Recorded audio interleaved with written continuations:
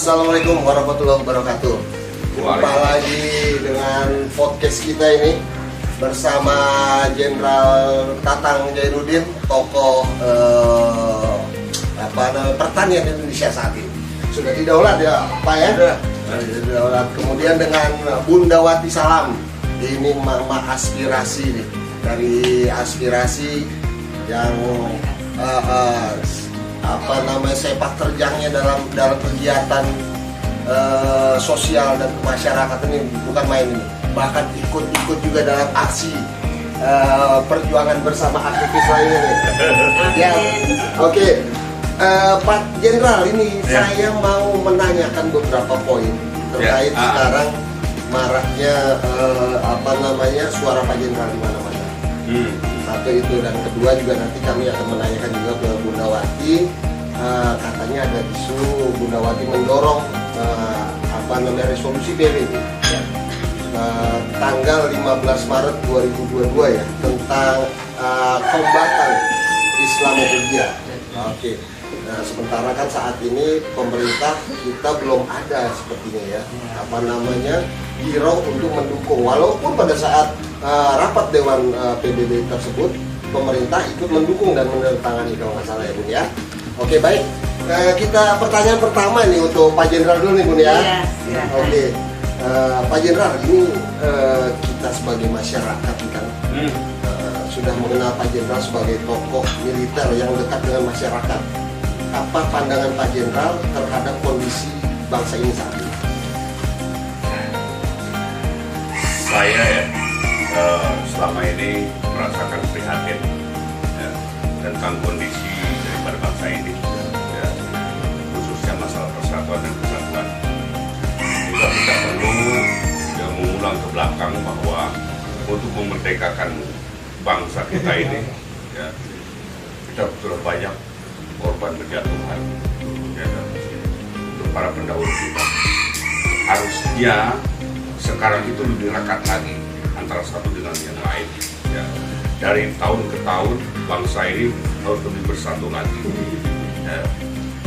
Tetapi apa kenyataan sekarang ini antara kelompok berkelompok itu saling serang menyerang, saling menjatuhkan, baik dari kelompok masyarakat maupun kelompok elit. Ini yang saya rasakan ini sangat prihatin. Itu saja.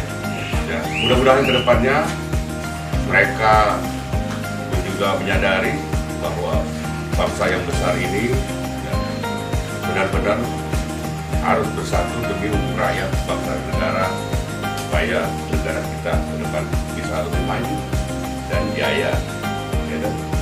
Sebagai sesuai dengan amanah undang-undang dan Pancasila ya. Itu yang saya harapkan seperti itu. Oke, baik. Untuk pertanyaan kedua nih Pak Jenderal, apa rencana jangka panjang Bapak sebagai tokoh pertanian nasional setelah didaulat sebagai Presiden Tani Indonesia? Nah, ini akan menjadi lebih spesifik, gitu kan? Karena menyangkut program kerja mungkin kan, terus dan lain-lainnya Pak. Silakan Pak. Jadi saya pun juga pasti tidak tahu, karena memang ini masyarakat yang meminta pada saya, meminta dan langsung mendaulat saya, yaitu di Malang, untuk menjadi Presiden Tani Indonesia. Saya pun juga nggak tahu, karena mungkin karena kedekatan saya dengan masyarakat dan tokoh-tokoh pertanian yang ada di seluruh Nusantara ini, sehingga mungkin mereka bahwa inilah yang pas untuk dijadikan Presiden Tani, sehingga saya bisa membantu mereka. Setelah saya daulat jadi Presiden Tani, itu saya langsung melakukan suatu aksi kepada para petani-petani di seluruh Indonesia, dan juga sudah saya lakukan kegiatan-kegiatan dalam rangka membantu para petani, peternak, ternak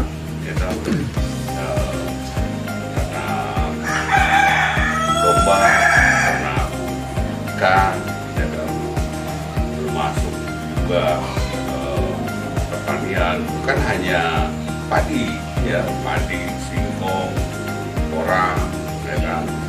cabai, bawang merah.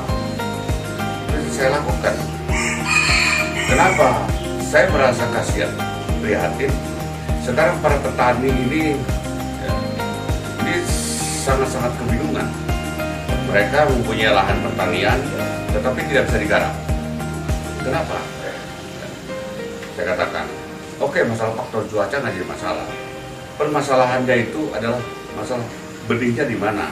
Yaitu, ada benihnya, pupuknya yang dia sulit. Ya. Pupuknya ada, tetapi mahal harganya. Itu nggak terjangkau. Artinya tidak terjangkau kalau dia beri pupuk, ya, dengan harga yang cukup mahal. Dikaitkan dengan hasil pertaniannya nanti, itu nggak ada keuntungannya. Ini permasalahannya. Ya. Maka dari itu saya membantu memfasilitasi mereka bahwa oke, saya bilang masyarakat, kamu punya ada berapa hektar, kamu di sini sekian hektar, oke, saya nanti kasih benihnya, saya kasih pupuknya, dan saya kasih anggarannya. Ya. Nanti pembagiannya adalah sebanyak-banyaknya untuk petani. Tetapi kalau yang lain, mungkin yang lain, para petani, kamu punya lahan sekian, semuanya dari saya, ya kan? Semuanya dari saya, masalah apanya, benihnya, pupuknya, duitnya dari saya. Tetapi hasilnya 2 untuk petani, 8 untuk mereka. Nggak ada, tetap petani nggak kaya, ya toh, dari hasil jerih payahnya. Tetapi kalau yang saya lakukan selama ini, itu saya berikan benihnya, saya berikan pupuknya, saya juga dukung anggarannya. Petani yang mengerjakannya, ya, didampingi oleh, saya bawa tim ahli pertanian selama beberapa minggu, bahkan lebih dari 1 bulan, ya, untuk membimbing mereka di pertanian. Hasilnya 7 untuk petani, 3 untuk saya. Karena niatnya pun juga saya ingin kesejahteraan para petani. Ya, yang selama ini kan kasihan. Ya, petani yang sudah bekerja, ya, sampai dengan, aduh, udah capek lah, udahlah ya. Nggak kaya-kaya. Yang kaya siapa? Mafianya. Yang kaya mafianya. Kerjanya mereka apa ya? Ngasih pupuk, ngasih ini, ngasih itu. Dia ongkang-ongkang, hasilnya tuh dia. Ini kan kasihan. Jadi nggak apa menurut saya itu nggak benar lah. Nggak benar lah. Kasihan lah. Nggak manusiawi menurut saya. Nah, kalau terkait lahan terus kemudian pemasarannya bagaimana? Nah, itu sekarang ada. Ya. Seperti salah satu contoh aja ya, contoh jagung nih. Saya berikan benih jagung, ya. Benih jagung 10 hektar. Pak, nanti kalau saya nanam jagung, nanti kami pun juga sudah punya, Pak, tanaman jagung. Permasalahannya, marketnya, Pak, untuk menjualnya itu yang susah. Iya. Ya udah, saya bilang, saya nggak mungkin nyuruh kamu untuk nanam jagung. Nanti kamu tanam, ini harga jagung berapa? Kan begitu. Nanti hasilnya itu saya yang beli, saya yang jual dengan harga pasaran. Iya. Jadi kalau pasarannya misalnya ya 10.000 per kilo di pasaran, ya saya beli 10.000. Nggak bakalan saya kurangi jadi 7.000 atau 5.000. Ini kejahatan yang seperti itu bukan bantu rakyat tapi merampok rakyat. Ya, ini sekarang nanti ada juga di Jawa Tengah, saya berikan untuk 100 hektar, saya minta benihnya ke kelompok tani, ya, salah satu kabupaten, jadi saya berikan, saya kasih, mereka tanam. Saya bilang penjualannya nanti kalau udah tanam, ada yang ngambil, orang saya, ada yang beli, orang saya, datang ke tempatmu, nggak usah susah-susah. Karena saya lihatnya pun juga untuk petani, bukan mencari atau kekayaan dari hasil jerih payah petani. Jadi seperti itu. Jauh-jauh saya datang, sampai dengan saya juga ke ada ya desa Sungai Anak Kamal, Pulau Padang, Kepulauan Meranti, Kabupaten Bengkalis beliau. Itu saya datangi ke situ ya, untuk membantu mereka karena mereka meminta kepada saya bidang pertanian untuk penanaman bawang merah. Dia datang ke sini, saya balas datang ke situ. Bayangkan aja perjalanan dari Jakarta naik pesawat ke Pekanbaru ya, ber-7 orang. Dari Pekanbaru jalan lagi naik darat 5,5 jam ke Siak. Dari Siak di situ naik kapal kayu 2 jam perjalanan sampai ke Pulau Padang. Dari Pulau Padang untuk ke desa itu 1,5 jam dengan memakai motor. Itu di malam hari, mau sampai malam hari naik motor. Kok nggak ada mobil? Memang tidak ada mobil di desa itu, nggak motor. Tapi emang itu udah jadi makanan Ya. Pak Jenderal ya. Yang Apalagi semenjak dari militer ya. Ya saya suka kan kebetulan memang dari kecil saya membantu orang tua bersama-sama saya bercocok tanam gitu ya. Ya mudah-mudahan para petani dari mana juga berada yang sudah tanam tinggal panen nanti akan memberitahu saya. Mereka pun juga nanti akan meminta saya untuk memanen bersama-sama mereka. Ya, ini, Dimanapun juga saya akan datang. ya ini kebetulan juga ada Bunda Wati nih, Ketua Umum Aspirasi, Komunitas Aspirasi, Mama Aspirasi, ketua Mama ya kan. Amin. Dan kebetulan juga mereka punya konsep juga kalau nggak salah kedai sehat ya Bun ya. Iya, kedai sehat aspirasi. Di mana tuh? Gitu. Di basisnya ada di Pancoran. Oh ya. Buat kita ketemu. Ya. Ataupun di Blora. Jadi nyambung nih Pak Jenderal. Jadi mungkin Pak Jenderal udah di sektor produsen produsen bahan dasar. Bunda Wati dengan komunitasnya di sektor pengolahan. Pengolahannya kan gitu. Iya, Ya, makanya saya juga sampaikan kepada para petani, Iya. kalau nanti lebih baik di situ didirikan UMKM. Nah, Jadi kalau sekarang panennya jagung, jangan kamu jual jagungnya. Iya. Jagung gelondongan itu dijual, Iya. itu murah. Betul. Tetapi diolah, jadi berondong jagung atau yang dicampur kelapa itu, Iya. itu kan jadi mahal. Iya, iya. Betul. Nah sekarang singkong, kalau dijual singkongnya hanya berapa 4.000 per kilo, ya toh? Tapi kalau dibikin keripik, dibikin apa sebagainya, 1 kilo bisa 60.000. Betul. Tapi harus pakai ini juga untuk para petani, ya kan? Siap. Seperti itu. Baik, pertanyaan selanjutnya nih. Sebentar ya Bunda Wati ya. Silakan mangga. Nah, ini sedikit tanggapan Pak Jenderal tentang resolusi PBB tanggal 15 Maret 2022 terkait anti Islamofobia. Ya. Nah, kebetulan yang mendorong awalnya itu kan kalau nggak salah yang mendorong itu dari gerakan Bunda Wati. Oh, iya. Dan saat ini Bunda Wati udah mendaulat juga nih Pak Jenderal menjadi dewan pembinanya. Ya. Jadi ya mungkin jauh bersambut dengan hal itu gitu kan. Nah Ya. jadi gimana tanggapan Pak Jenderal terkait resolusi PBB tentang Islamofobia ini? Ya. Ini kan resolusi PBB tentang Islamofobia ini ya di Dewan PBB itu kalau nggak salah Ya. resolusi itu pada tanggal 15 Maret 15 Maret 2022 ya.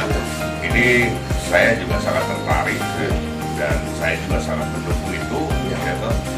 Dari sekian negara, 193 negara yang menyetujui, ya, yang tidak menyetujui saya nggak tahu. Tapi termasuk Republik Indonesia Ya, dengan Cina pun juga menyetujui. Cina juga. Makanya saya tulis di sini gitu kan. Tapi nanti juga saya akan menghadap kepada pejabat ya. Oke, untuk karena ini masyarakat belum tahu masalahnya. Betul. Belum tahu masyarakat ini. Jadi saat-saat ini kita dihadapkan kepada kenyataan ya, di mana semakin meruncingnya gap atau jurang pemisah antar umat beragama dan suku bangsa. Hal tersebut tidak hanya terjadi pada kondisi rakyat dalam negeri Indonesia saja, Betul. ya kan? Karena lihat lagi di India, ya kan? Lihat lagi masyarakat lihat di televisi. Nah, ini sangat memprihatinkan. bahwa bila dicermati secara global, hal tersebut terjadi juga di tataran dunia secara global atau di negara-negara lain. Hal ini sangat mengkhawatirkan, terlebih saat ini di dunia dihadapkan kepada kenyataan konflik perang antara Rusia dan Ukraina, di mana salah satunya mengarah kepada permasalahan agama atau ras.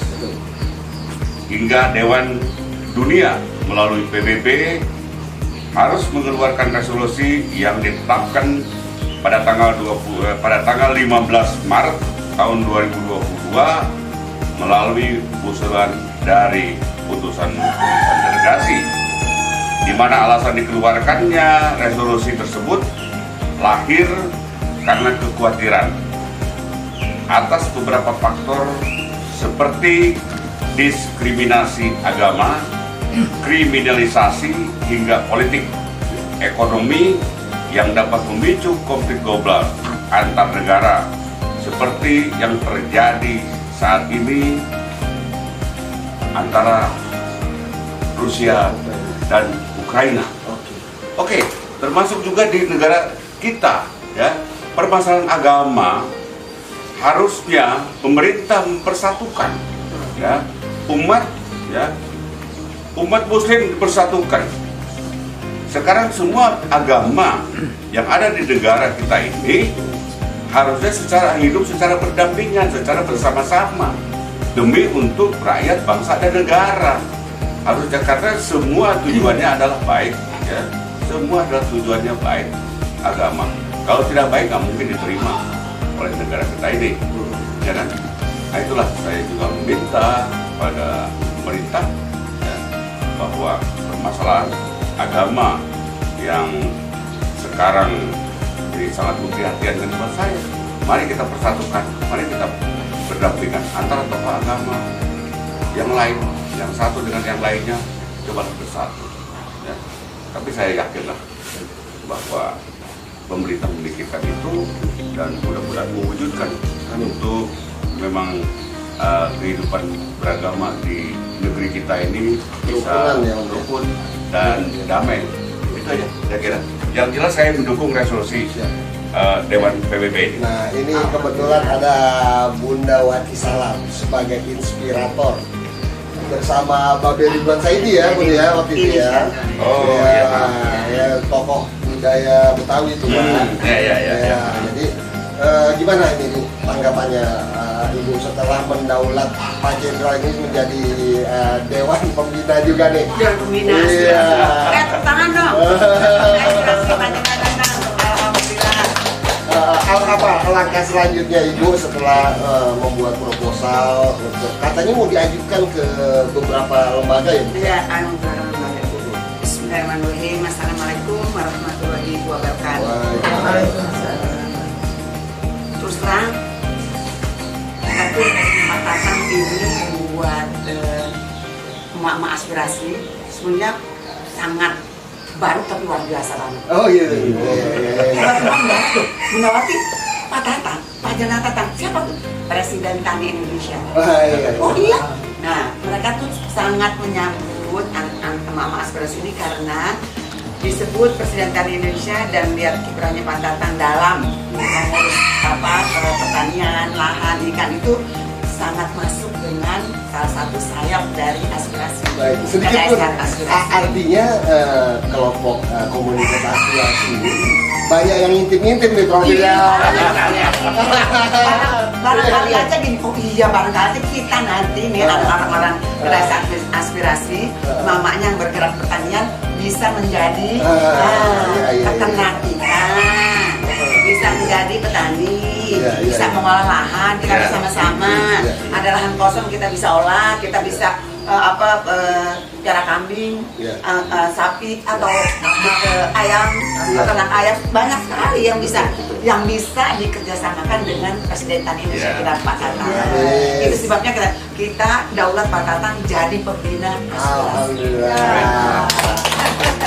Nah terus kemudian terkait Islamofobia itu gimana langkah selanjutnya dari Islamofobia aspirasi? itu sebetulnya Apa yang menjadi terinspirasi, tuntutannya juga? terkait kita aspirasi dan inspirasi dari peristiwa-peristiwa yang terjadi belakangan ini. Banyak banget peristiwa itu yang mengkriminalisasi Oke. Islam. Ya, nggak usah jauh-jauh contohnya aja. Hal kecil kelihatannya nih Pak Jenderal. Kenapa kita juga ambil Pak Jenderal nih biar Pak Jenderal tahu. Bayangkan ya di Aceh itu hanya karena golok dibilang teroris ditemukan. Di KKB banyak yang mati ditembak tidak dibilang teroris. Kita sedih nih sebenarnya Mama. Ada diskriminasi. Ya. Terus ada lagi kasus paling lama di Poso dulu. Di Poso waktu itu ada pembantaian Muslim dan itu secara bertahap. Yang terakhir sampai tahun 2000, mulai dari tahun 98 sampai tahun 2000. Di tahun 2000 itu sampai hampir ratusan orang dibantai. Apakah orang Muslim lain teriak? Enggak. Apakah Muslim lain mau ngamuk? Enggak. Kita tuh orang Muslim tuh sangat damai, ya sudahlah, memang udah terjadi seperti itu, memang di New Zealand, Selandia Baru itu ada juga pembantaian cuma 500 orang. Oh yang pada selesai sholat Jumat ya? Nah ya, itu nggak banyak, tidak seperti kita nih di kemarin waktu 50 orang, 500 di Poso itu. Tapi itu karena New Zealand, nah Selandia Baru itu menjadi momen buat PBB, salah satu yang menjadi dasar buat PBB untuk mengetok palu 15 Maret menjadi hari anti Islamofobia. Nah kita nih Mama aspirasi melihat sejarah kita belakangan ini dari pembantaian di Christchurch, New Zealand, Selandia Baru, di Poso, terus kemarin kita tuh Khilafatul Muslimin Pak Jenderal, dia tuh ditangkap dengan secara kasar. Terus yang di Aceh yang cuma karena golok sementara ditemukan AK-47 yang non Muslim tidak diapa-apain, tapi tidak diperlakukan seperti mereka memperlakukan Muslim. Kita miris nih Mama. Kenapa kami Mama? Karena kita punya generasi penerus, punya anak cucu yang harus bersama-sama. Ini negara Pancasila, kita harus bersama-sama dengan mereka yang non-Muslim. Apakah itu Kristen, apakah itu Hindu, apakah itu Buddha, nggak bisa kita nafikan bahwa kita berbarengan dengan mereka. Ya, karena memang diakui ada 6 agama yang diakui oleh Undang-Undang Dasar 45 Indonesia. Dan mereka pun ini harus bersama-sama mengakui dan bersama bahwa Islam itu memang mayoritas. Harus mengakui Islam itu mayoritas, harus mengakui bahwa Islam itu bukan penindas, harus mengakui bahwa Islam itu bukan radikal-radikal yang digaungkan oleh entah mereka pembenci Islam. Jadi sangat beruntung kita tuh dapat momen tanggal 15 Maret itu di sidang PBB yang menentukan bahwa tanggal 15 itu adalah seluruh negara nih, hampir seluruh negara menyetujui bahwa itu hari anti Islamofobia, dan kita minta pemerintah untuk hadir dan turun tangan seperti hadirnya dia pada waktu tanda tangan di PBB, hadir di negaranya sendiri, untuk hadir untuk melihat bahwa tanggung jawabnya sebagai negara, sebagai yang sudah tanda tangan menyetujui hari anti Islamofobia tanggal 15 nanti. PBB ada terlihat sekarang ya dalam hal perlakuan hukum, perlakuan artinya begini, mungkin mempersingkat, mungkin artinya Bunda Wati berharap pemerintah ini memiliki komitmen atas apa yang sudah dilakukan. Benar sekali. Seperti itu ya. Mungkin fobia itu kan bahasa dari, kalau nggak salah bahasa Inggris ya, dengan ketakutan dan kekhawatiran yang berlebihan terhadap sesuatu gitu ya. Fobia, bahasa Inggris fobia itu yang digagas tahun 1991 dijadikan bahasa yang buat nakutin orang. Fobi sama apa kayak gitu. Padahal Islamofobia. Nah terus kemudian tujuan selanjutnya dengan menggantung Pak Tatang ini terkait dengan Islamofobia ini apa itu? kita tuh gak ada Patatan terus terang aja. Begitu cuma sebentar baca profilnya, waduh Patatan orang yang paling cocok untuk ikut membantu. Nggak ada urusan politik. Kita nggak ada urusan politik, nggak ada urusan yang 01, 02. Ini benar-benar ingin menjadikan apa namanya Hari Islam itu ada hari persatuan untuk seluruh bangsa Indonesia. Dan saya lihat Pak Tatang ini sangat punya potensi mempersatukan. Tokoh pemersatu. Tokoh pemersatu. Oh, iya. Karena presiden kan Indonesia, jangan salah. Iya, iya. Barangkali Pak Tatang bisa juga menjadikan aspirasinya nanti gerbongnya untuk mendorong Pak Tatang jadi calon alternatif. Oh,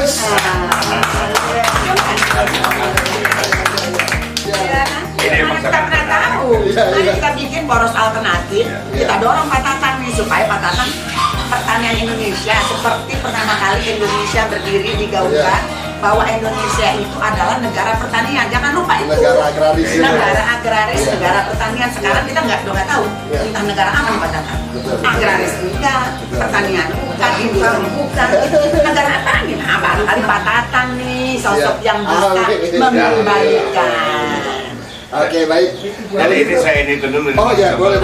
Siap. Kalau dari masalah pertanian itu, kalau sekarang didengar-dengungkan oleh pemerintah, masalah ketahanan pangan. Iya. Ya, kalau menurut saya bukan ketahanan pangan. Kalau ketahanan pangan ya bertahan aja. Ya, Iya. tetapi kedaulatan pangan. Betul, benar. Kalau tantangan Pangan ada di tangan rakyat. Iya, betul. Jadi sekarang ketahanan pangan kepada pemerintah daerah, kepada para pejabat. Apa yang nggak ketahan? Ya? Harga cabai yang dulu, cabai rawit yang dulu 8.000, naik lagi, sekarang 120.000. 126 kemarin. 126 lagi, baru lagi deh. Ya, baru lagi 126 itu cabai rawit. Gitu. Cabai merah juga. Cabai rawit merah. Cabai rawit merah. Maka saya bilang kepada rakyat, nggak perlu lagi lah yang begituan. Beli, ada tanaman, ada apa namanya, tanah di halaman, tanamin lah, cabai nggak usah beli lah. Sekarang apa, daging udah berapa nih? 160 atau 180? Yang dulunya 20.000 per kilo, 180. Jadi udah rakyat nggak usah makan daging, udahlah. Makan yang bergizi aja. Saya juga makan singkong kan. Jadi singkong juga saya bisa. Kalau kita pemakan singkong dari dulu. Iya benar. Singkong lebih sehat. Baru masalah yang tadi itu, yang tentang resolusi itu PBB, ya saya pun juga terus saya akan bergerak karena memang ini saya independen. Karena saya tujuannya bahwa bangsa dan negara ini harus bersatu, rakyat harus bersatu. Ya toh, saya nggak ada kiri, nggak ada kanan, tetapi memang untuk negara, ya kan? Iya, Pak Jadi Tatang. nanti Jadi kita bikin, kita dorong pemerintah untuk menjadikan tanggal 15 Maret itu hari libur nasional. Sebagai pemersatu bagi seluruh bangsa Indonesia, Muslim ataupun non-Muslim, mereka menikmati apa ya, yang nanti juga menjadi resolusi. ini tulisan ini akan saya bawa juga. Iya. Yang berini dengan PBB, ini saya akan berikan, ya toh, akan saya berikan dan nanti akan saya kita gaungkan di media-media ini bahwa di negara lain, dari seluruh negara belum pernah ada yang memungkinkan permasalahan itu. Iya, betul. Dan nanti kepada pemerintah saya juga menginginkan, mudah-mudahan dapat bahwa tanggal 15 Maret itu menjadi hari libur nasional buat seluruh. Kalau memang itu konsisten. Ya. Baik, kalau gitu, akhirul kalam. Wassalamualaikum warahmatullahi wabarakatuh. Waalaikumsalam.